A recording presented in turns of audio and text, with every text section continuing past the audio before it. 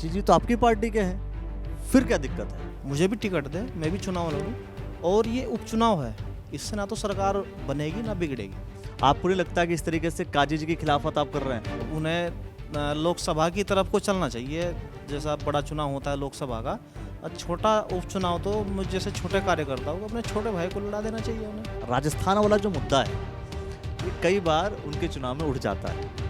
ये उपचुनाव है, क्या इस उपचुनाव में इनडायरेक्टली आप ये मुद्दा भी उठा रहे हैं कि राजस्थान में रहते हैं? मोस्टली ज़्यादातर तो रहे हैं। हो सकता है कि भाजपा से स्वामी यतीश्वरानंद जी आकर के चुनाव लड़ें। स्वामी जी जो है वो मतलब स्थानीय प्रत्याशी नहीं है। जब सिंपैथी वोट भगवानपुर में शिफ्ट हो सकता है तो मंगलौर में क्यों नहीं हो सकता? मंगलौर विधानसभा में उपचुनाव की तैयारी शुरू हो गई है। शुरुआत करने वाले नेता बहुत हैं, लेकिन वहां पर एक बात होती है कि या तो हाजी जीतेंगे या तो काजी जीतेंगे। यही स्टेटमेंट जब आप ग्राउंड रिपोर्ट पे जाएंगे तब पर भी ये सुनने को मिल जाता है। लोग भी यही बात कहते हैं। और कांग्रेस पार्टी से काजी फिर से तैयारियों में जुड़ गए, लेकिन एक नाम आया आदेश कुमार जी का। यूथ कांग्रेस में कई बार जिला अध्यक्ष रहे हैं आप जी। विधानसभा मैं कह रहा हूं कि जो मंगलौर विधानसभा है, आप काजी जी के खिलाफ दावेदारी कर रहे हैं, क्यों, क्या बात है?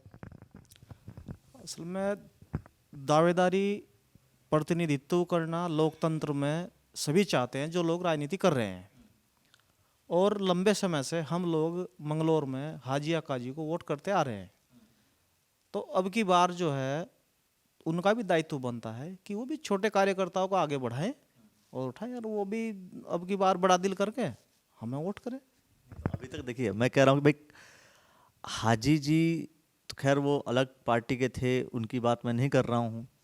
काजी जी तो आपकी पार्टी के हैं, फिर क्या दिक्कत है? आपकी पार्टी को आप आगे बढ़ा सकते हैं, दिक्कत क्या उसमें? दिक्कत तो उसमें कुछ नहीं है, बस दिक्कत ये है कि मैं 2008 से राजनीति कर रहा हूँ। अब जब राजनीति कर रहा हूँ तो मैं हर साल लाखों रुपए खर्च करता हूँ कार्यक्रमों में, या जहाँ भी पार्टी के कार्यक्रम होते हैं, हर चीज़ में जाने के लिए। अब वो मैं इतना पैसा खर्च जो है वो काजी जी को या अन्य को वोट देने के लिए तो कर नहीं रहा। आप अपनी पार्टी को तो आगे बढ़ाने के लिए कर रहे हैं ना? अपनी पार्टी को आगे बढ़ाने के लिए इसलिए करा कि पार्टी मुझे भी प्रतिनिधित्व करने का मौका दे, मुझे भी टिकट दे, मैं भी चुनाव लड़ूं। और ये उपचुनाव है, इससे ना तो सरकार बनेगी ना बिगड़ेगी। इससे तो ये है कि विपक्ष का एक विधायक बनना है, जो भी जीते, जो भी बने। तो इस एवज में आपने सोचा कि मंगलौर से, चूंकि भाई सरकार का कोई हस्तक्षेप होना, मतलब सरकार तो बननी नहीं है ना? जब सरकार नहीं बननी है तो सोचा आपने कि अब चुनाव हम खुद ही लड़ लेते हैं। आपको नहीं लगता कि इस तरीके से काजी जी की खिलाफत आप कर रहे हैं? नहीं, खिलाफत नहीं है। काजी निजामुद्दीन मेरे बड़े भाई हैं और बड़े नेता हैं, और जाहिर सी बात है बड़े नेता बड़ा दिल रखते हैं, तो उन्हें लोकसभा की तरफ को चलना चाहिए, जैसा बड़ा चुनाव होता है लोकसभा का। और छोटा उपचुनाव तो मुझ जैसे छोटे कार्यकर्ताओं को अपने छोटे भाई को लड़ा देना चाहिए उन्हें।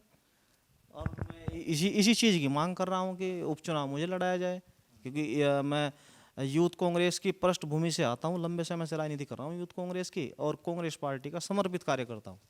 अच्छा देखिए, क्या वो सवाल कि क्या काजी जी को आदेश कुमार जी पटकनी दे पाएंगे या उनको बाईपास करते हुए टिकट लेकर के आ पाएंगे? सवाल तो ये है। और सबसे बड़ी बात कि काजी जी का अपना एक वर्चस्व रहा है, वर्चस्व है भी। आप कह रहे हैं वो जो है चले जाएं लोकसभा में, तो लोकसभा में हो जाएंगे तो हरीश रावत जी क्या करेंगे?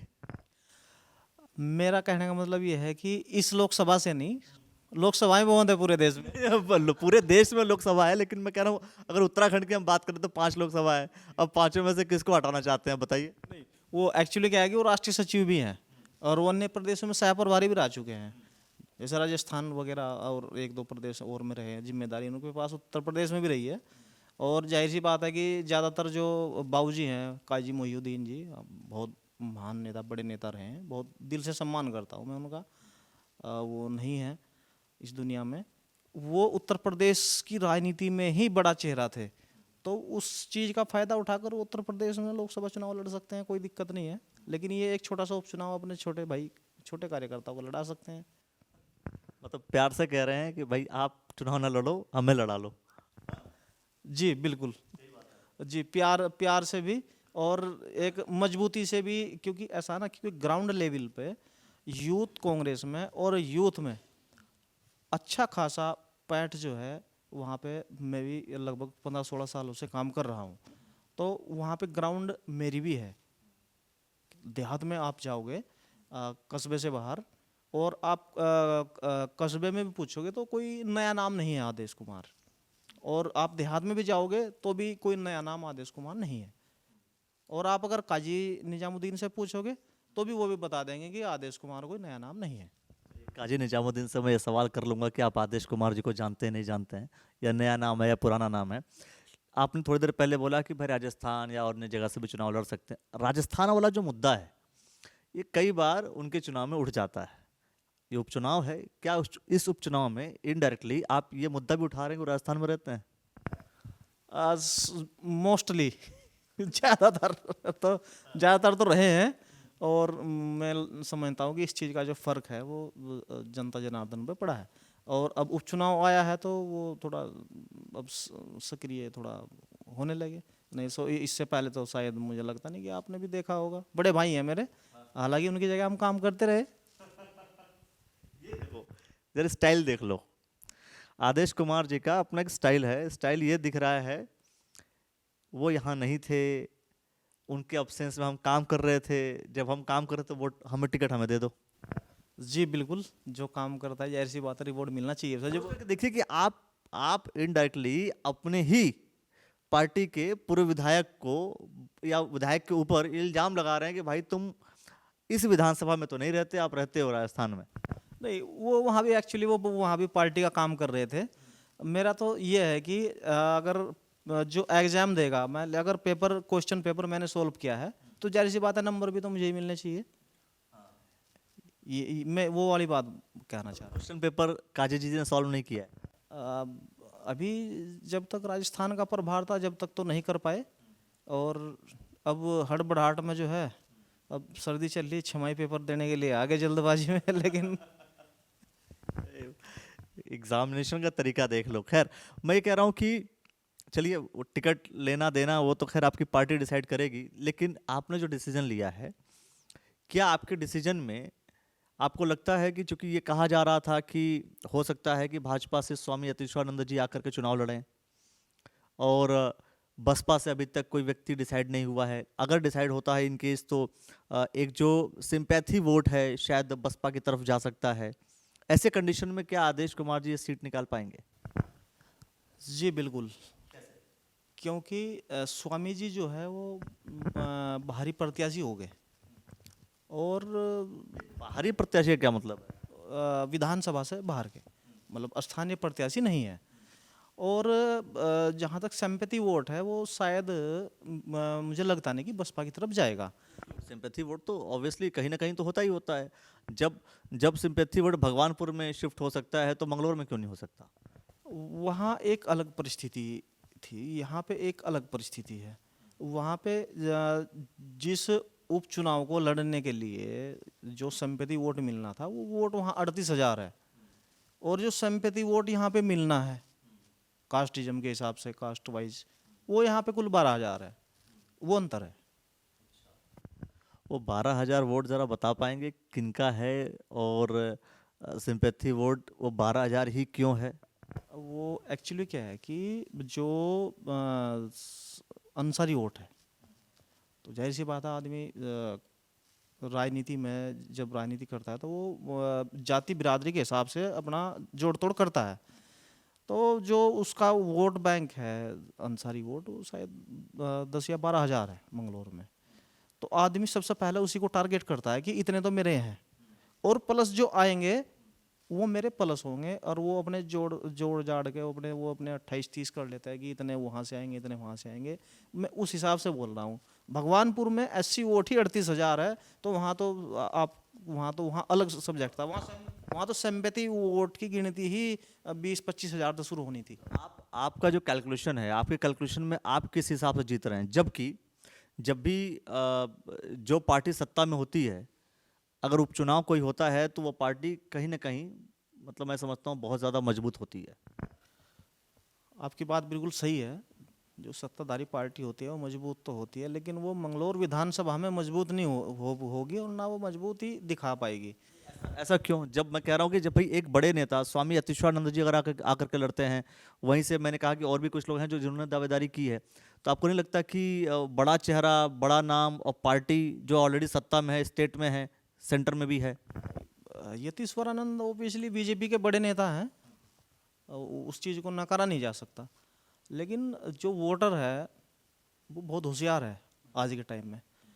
मैं आपको एग्जांपल देता हूँ। अभी जब प्रधानी का चुनाव हुआ, अभी त्रिस्तरीय पंचायत चुनाव हुआ 2022 में, वहाँ पे जो गांव के जो बड़े बड़े, मतलब जिन्हें कहते हैं कि भाई ये गांव के बहुत बड़े सम्मानित व्यक्ति हैं, या बड़े भाई हैं, बड़े ताऊ जी हैं, या बड़े चौधरी हैं, या बड़े वो हैं, या बड़े प्रधान जी हैं, कोई भी है, सब उनसे ये करवाना पसंद कर रहे थे। मतलब कोई ऐसा करना पसंद नहीं कर रहा था। तो स्वामी जी के साथ में शायद ये दिक्कत रहेगी कि वोटर ये नहीं करना चाहेगा कि मतलब 5 साल भी यही, मतलब अगले बचे 3 साल भी यही करेगा और वोट देते वक्त भी यही करेगा। तो ऐसा नहीं, नेता को यही करना पड़ेगा, जिसको वोट मांगना है उसको यही करना पड़ेगा, और ये पैर भी पकड़ने पड़ेंगे। स्वामी यतीश्वरानंद जी भी तो नेता ही हैं। वो नेता नहीं है क्या? वो भी तो नेता हैं, वो भी तो विधायक रहे हैं, कैबिनेट मंत्री रहे हैं। तो उनको तो पता ही होगा कि राजनीति कैसे करनी है, उनको भी तो पता होगा कि वोट कैसे मांगना है। बिल्कुल, वो शायद उस तरफ जो है ना, वो कुछ और सिनेरियो था उस टाइम, वो अब की बार नहीं चल पाया। अनुपमा दीदी ने जो है उनको पटकनी दे दी, वो हिसाब चुकता कर दिया था उनका। और जब वो अपनी जो परंपरागत जो विधानसभा क्षेत्र है वहाँ से नहीं जीत पाए, तो यहाँ तो एक अलग ही परिदृश्य है, यहाँ पे नहीं ऐसा हो पाएगा उनके साथ में। और मैं अभी बोल रहा हूँ कि वोटरों के पैर पकड़ने पड़ते हैं। जो प्रत्याशी होता है उसके पैर नहीं कोई वोटर पकड़ना चाहेगा। और आप ऐसा मानते हैं कि अगर वो लड़ते हैं तो लोग उनके पैर छुएंगे या छुलाने की कोशिश करेंगे? जी जी, मेरा कहने का मतलब सीधा सीधा यही है कि भाई जो स्वामी हैं, और मेरा तो मानना ये है, बल्कि जो स्वामी कोई भी हो पूरे हिंदुस्तान में, उन्हें राजनीति में या चुनाव लड़ना भी नहीं चाहिए। वो ठीक है, वो लोग लड़ रहे हैं, वो उनकी अपनी समझ है। वास्तव में वो इस दुनिया से दूर रहते हैं, उन्हें इस चकाचौंध से दूर ही रहना चाहिए। आपके हिसाब से योगी आदित्यनाथ को भी सीएम पद का जो है परित्याग कर देना चाहिए, या राजनीति से उनको भी इस्तीफा दे देनी चाहिए? मेरा कहना ये है कि जिस आदमी ने अपना घर बार, माता पिता, देखो माता पिता से बड़ी तो कोई दुनिया नहीं होती, या होता है कोई? सबसे बड़े भगवान, सबसे बड़ी दुनिया इंसान के माता पिता होते हैं। अगर आपने उनका ही त्याग कर दिया, तो फिर आप और आगे किन लालसाओं में, मतलब किस चीज़ को पाने के लिए आप फिर गए उस चीज़ में? राजनीति पाने का है। राजनीति का मतलब है कुछ पाने जा रहे हैं। आप भी राजनीति में हैं तो कुछ पाने की चाह है। ये करने की चाह है, पाने की चाह है। मेरी करने की चाह, क्योंकि मैंने कुछ त्यागा नहीं ना। मैं तो सांसारिक आदमी हूँ, पारिवारिक आदमी हूँ, आप ही की तरह पारिवारिक आदमी हूँ। तो मेरी कुछ पाने की नहीं, मेरी कुछ करने की चाह है। क्योंकि मैं युवा हूँ, तो जाहिर सी बात है युवाओं की समस्या बुजुर्गों की। और सबसे मेन बात यह है कि मैं एक गरीब तबके से, गरीब समाज से आता हूँ, और मेरे समाज के मंगलौर विधानसभा के अंतर्गत 25,000 से 28,000 के बीच वोट, तो प्रतिनिधित्व उन्हें एक बार मिलना चाहिए। जब से मंगलौर विधानसभा क्षेत्र बना है तब से अब तक, मैं दोनों को बोल रहा हूँ, हाजी हो या काजी हो या अन्य कोई चुनाव लड़ा हो वहाँ से, अब तक जब हमारे परबाबा दादा या हम लोग अब तक 20 बार मंगलौर कस्बे में या हाजी या काजी को वोट दे चुके, तो क्या एक बार वो हमें नहीं वोट दे सकते, या अपने भाई को चुनाव नहीं लड़ा सकते एक बार? इतना प्यार तो बनता है कि हमने अगर आपको 20 बार कोई मतलब वोट दे दिया, तो एक बार इतना सा प्यार क्या आपका, मतलब हमारे हिस्से में आपके मतलब 20वां हिस्सा भी आपके दिल में नहीं है हमारे प्रति?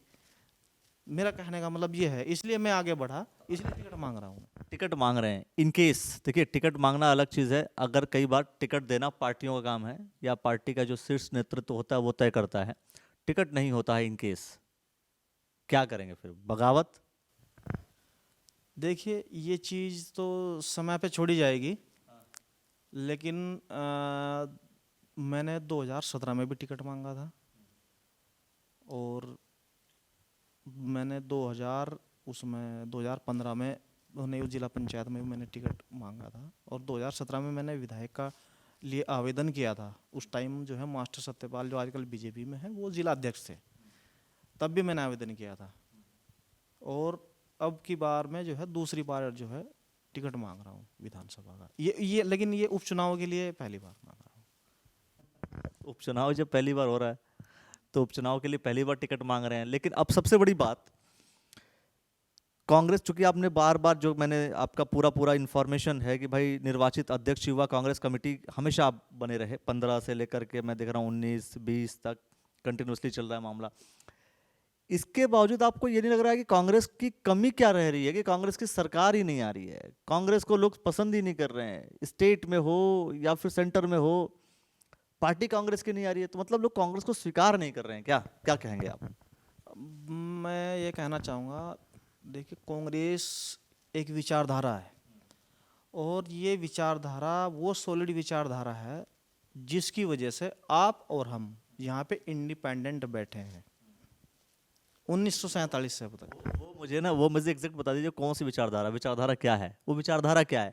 बीजेपी के लोगों से पूछो, वो कहते हैं जी बीजेपी एक विचारधारा है, बसपा के लोगों से पूछो, कहते हैं बसपा एक विचारधारा है, कांग्रेस के लोगों से पूछो, कांग्रेस एक विचारधारा है। भाई वो विचारधारा है क्या, ये तो समझा दीजिए आप। वो विचारधारा है सबको साथ लेकर चलने की, सबका विकास करने की। ये तो मोदी जी भी कह रहे हैं, सबका साथ, सबका विकास, सबका विश्वास। वो चीज हो नहीं रही है। तो नारा तो है ना, नारा है, देखो नारा वही है ना, विचारधारा वही है, सबका साथ सबका विकास, कांग्रेस पार्टी का सबका साथ सबका विकास, तो विचारधारा तो सबकी सेम हो गई, फिर दिक्कत कहाँ है? एक तो सिर्फ नारा देता है और एक आदमी करता है। कांग्रेस करने में विश्वास रखती है और बीजेपी के लोग सिर्फ बोलते हैं, ये अंतर है दोनों में। और जितना भी आज तक किया है देश के अंदर, क्या भारत के लोगों को बीजेपी कुछ कर भी नहीं रही है, फिर भी लोग जो है बीजेपी की तरफ मोल्ड हो जा रहे हैं, बीजेपी की तरफ लोग जा रहे हैं? इसमें तो मैं कहूँगा कि कुछ तो जो है टेक्नोलॉजी का भी कुछ कमाल है। टेक्नोलॉजी तो अपना काम कर ही रही है, और ये टेक्नोलॉजी यहाँ से लेकर इजराइल तक जो है, जैसे पैगासस काम करता है, ऐसे ही जो है कुछ टेक्नोलॉजी बीजेपी के पास भी है। तो अब रही कांग्रेस की बात, हाँ कुछ जगह संगठन की कुछ थोड़ी बहुत ही रहती है, उस वजह से कुछ हो सकता है, या कहीं पे कोई एक आध नेता जो है इधर उधर के कुछ बयानबाजी कर देते हैं, कुछ थोड़ा बहुत जो है उससे गड़बड़ा जाता है। आपकी पार्टी के नेता गलत बयानबाजी कर देते हैं, आप ही की पार्टी के नेता कुछ गलत स्टेटमेंट्स किसी और पार्टी में जाकर के बोल देते हैं, तो कुल मिलाकर के ये दोष तो आपकी पार्टी का है, और आपकी पार्टी ही ढंग से समझा नहीं पाती है जनता को, अपने पक्ष में कोई बात बता नहीं पाती है। समस्या यानी कुल मिलाकर के आपकी पार्टी में तो है, बीजेपी में तो समस्या नहीं है ना? नहीं, मैंने कहा कि पहली तो टेक्नोलॉजी, और दूसरी होती है इंसान की असफलता में अपनी थोड़ी सी कमी रहती है, किसी की भी हो, ये एक्सेप्ट करनी चाहिए। मतलब ऐसा नहीं कि जो टेक्नोलॉजी का यूज कांग्रेस नहीं कर पा रही ढंग से। कांग्रेस जो है छल के लिए और कपट के लिए टेक्नोलॉजी का इस्तेमाल नहीं करेगी। माननीय राजीव गांधी जी, पूर्व प्रधानमंत्री, इस टेक्नोलॉजी को देश के अंदर इस विकास के लिए ये आप मुझे बताइए कौन सी टेक्नोलॉजी की बात कर रहे हैं, किस टेक्नोलॉजी की बात कर रहे हैं कि जो आप लोग इस्तेमाल नहीं करेंगे बीजेपी इस्तेमाल करेगी? कौन सी टेक्नोलॉजी है? चाहे कंप्यूटर हो, चाहे वो आईटी का कुछ भी मामला हो, या मतलब किसी भी तरीके से आप ले लो। तो क्या कांग्रेस पार्टी टेक्नोलॉजी का यूज नहीं कर रही है? कांग्रेस पार्टी जो है उसका इस्तेमाल सही काम के लिए करती है, उसका गलत हाईजैक करने के लिए नहीं करती, ये अंतर है। आप मुझे बता तो दीजिए वो टेक्नोलॉजी क्या है, कौन सी टेक्नोलॉजी है जो कांग्रेस यूज कर रही है तो सही यूज कर रही है, बीजेपी खराब यूज कर रही है? ये बता दीजिए मुझे, कौन सी टेक्नोलॉजी, किसकी बात कर रहे हैं आप? मैं ईवीएम की बात कर रहा हूँ डायरेक्ट, आप मुझे वही कहलाना चाह रहे थे, लेकिन मैं बात वही कहना चाह रहा हूँ कि वो ईवीएम की मैं बात कर रहा हूँ कि कुछ तो जो है मेहरबानी ईवीएम की है, और कुछ जो है अपनी संगठन की कुछ होती हैं कमियां वो। कुल मिलाकर के एक तो पहली बात, मैं कुछ कहलवाना नहीं चाह रहा था, मैं चाह रहा था कि आप स्पष्ट तौर पर बात बता दीजिए ताकि लोगों को समझ में आ जाए। फाइनली बीजेपी अगर कहीं जीत रही है तो ईवीएम की वजह से जीत रही है, कांग्रेस जीत रही है तो किसकी वजह से जीत रही है? कांग्रेस अगर जीत रही है तो जनता जनार्दन जहाँ सजग है, जहाँ जहाँ जहाँ ईवीएम की आप मुझे ये बता दो, आप मुझे बता दो, जहां बीजेपी जीत रही है, मान लिया कि भाई वहां पर बीजेपी ने ईवीएम हैक कर लिया आपके हिसाब से, और जहां कांग्रेस जीत रही है तो वहां कांग्रेस हैक कर रही है।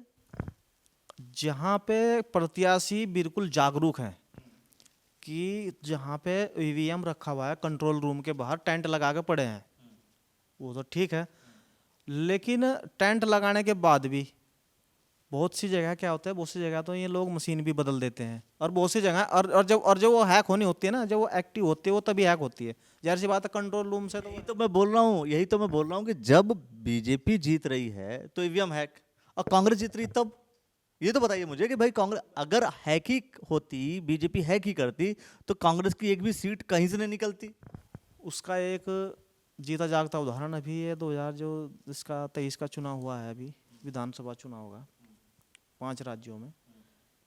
इसमें जो है आप लोग भी देख रहे थे कि जो एग्जिट पोल और फिर नतीजे, उनमें कितना अंतर था। आप वो 5 चुनावों की तो बात, 5 स्टेट्स की बात छोड़िए, मैं उत्तराखंड की बात कर लेता हूँ। उत्तराखंड में भी तो आप मान के बैठे थे कि आपकी सरकार आ रही है। मैं समझता हूँ अरे क्यों आप? उत्तराखंड में तो थोड़ी सी संगठन की थोड़ी कमी रही है। हो सकता है कि आप चूंकि उत्तराखंड में हैं तो उत्तराखंड के नेताओं को या उत्तराखंड की पार्टी को आप ढंग से समझ रहे हो कि हमारी गलती है। वहां पर भी गलतियां रही हो कांग्रेस पार्टी की, लेकिन आप दूर दूर कोई घटना घट रही है तो उसको लेकर के तो आप आरोप लगा रहे हैं, पास में घटना घट रही है तो उसका नहीं, ये तो हमारी गलती है। दरअसल में राज्य ऐसे हैं, उत्तराखंड का तो ऐसा है कि अब हम यहाँ से अगर मैं 2 किलोमीटर बाहर जाऊंगा तो दूसरी विधानसभा में, अगर मैं इधर 1 किलोमीटर चल जाऊंगा तो दूसरी विधानसभा में, मैं थोड़ा सा इधर चल जाऊंगा तो मैं चौथी विधानसभा में। यहाँ तो यहाँ है ऐसा। जिन राज्यों में चुनाव हुए हैं उनमें एक एक विधानसभा में 300-300 400-400 गांव हैं। मान लीजिए कि जितना बड़ा हरिद्वार जिला है, हाँ, इतनी दूरों में 2 विधानसभाएं हैं। वो क्षेत्र भी जो ऐसे हैं कि आप शायद वहाँ जाने की कोशिश भी ना कर पाए। वहाँ के लोग किस परिदृश्य में बेचारे कैसे रह रहे वो तो उन्हें ही पता है। तो रह रहे होंगे, कांग्रेस का शासन इतने दिनों पुराना रहा है तो रह रहे होंगे, तो गलती फिर कांग्रेस की भी आ जाएगी। फिर क्या पता इसी वजह से फिर बीजेपी को वोट कर रहे हो। नहीं, अगर बीजेपी को वोट उस हिसाब से करते तो जो आंकड़ा है गरीबी का, जो पहले 25 करोड़ लोगों को राशन मिल रहा था गरीबी का, वो आंकड़ा 80 करोड़ बना पहुंचता है। ये चीज़ तो मानेंगे ना आप। अगर सच में आदमी या देश विकसित, इस वक्त 80 करोड़ लोगों को राशन बंट रहा है। 80 करोड़ लोगों को फ्री राशन किन्हें दिया जाता है? फ्री राशन जो नीडी है, जिनको आवश्यकता है। नीडी नहीं, जो गरीब हैं, यानी जो गरीबी रेखा से भी नीचे हैं।